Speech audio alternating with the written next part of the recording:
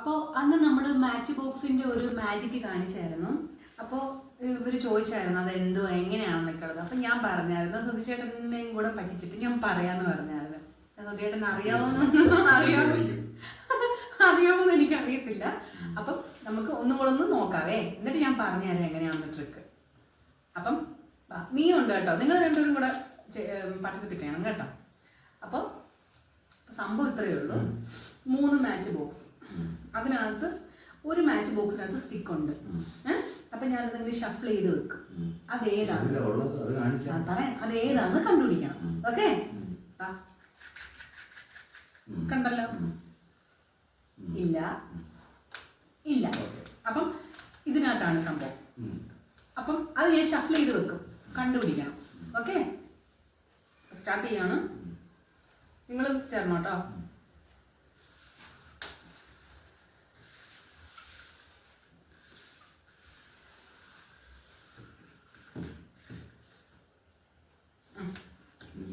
ഉണ്ടോ?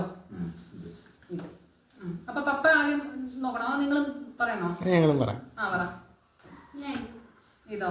ഞാനും മിഡിൽ ഇതോ ആണല്ലോ. അദ്ദേഹത്തിന് ഇതാണോ?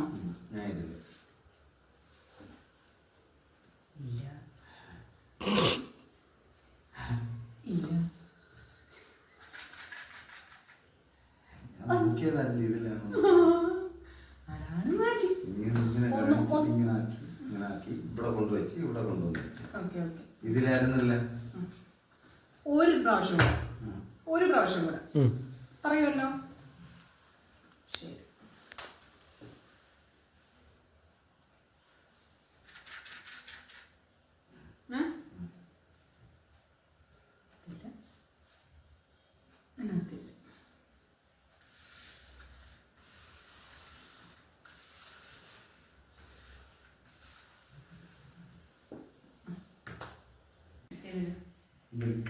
ഇതിലോ? നീയോ? സെയിം.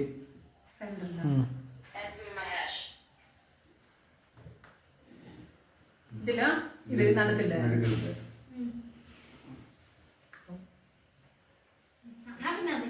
അപ്പൊ അതിലാ. ഇതിലോ?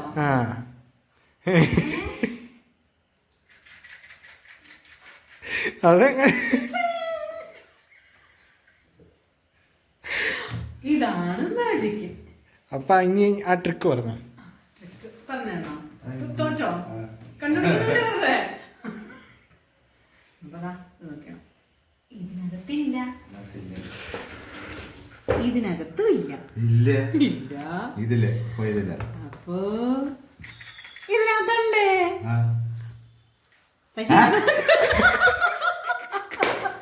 മൂന്നിലില്ല.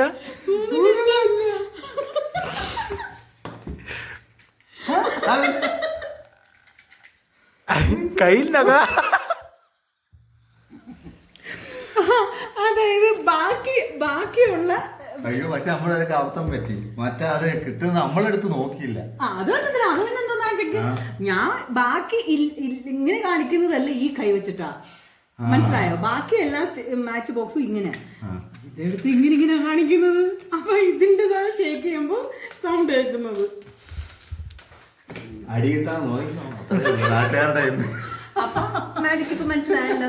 ഞാനിങ്ങനെ ആദ്യം ഓൾറെഡി ഞാനൊരു മാച്ച് ബോക്സ് എടുത്തിട്ട് ഇങ്ങനെ കയ്യിൽ വെച്ചിട്ട് റബ്ബർ ബാൻഡ് ഇട്ട് വെക്കും. എന്നിട്ട് ബാക്കി ഇങ്ങനെ ഷേക്ക് ചെയ്യുന്നതെല്ലാം ഈ കൈ കൊണ്ടായിരിക്കും. അപ്പം സ്റ്റിക്ക് ഉള്ളത് ഈ കൈ കൊണ്ടാണ്. പിന്നെ ഈ എന്താ ഒരു തീപ്പെട്ടി എടുത്ത് ഇങ്ങനെ ഷേക്ക് ചെയ്യുമ്പോൾ ഈ കയ്യിലിരുന്ന് തീപ്പെട്ടിയാണ് ആക്ച്വലി സൗണ്ട് കേൾക്കുന്നത്. 3 എണ്ണത്തിൽ ആക്ച്വലി സ്റ്റിക്ക് ഇല്ല. അപ്പം ഇത്രയുള്ള എന്റെ മാജിക്. അപ്പൊ ഇത്രയുള്ള magic. Okay, tata bye bye, see U.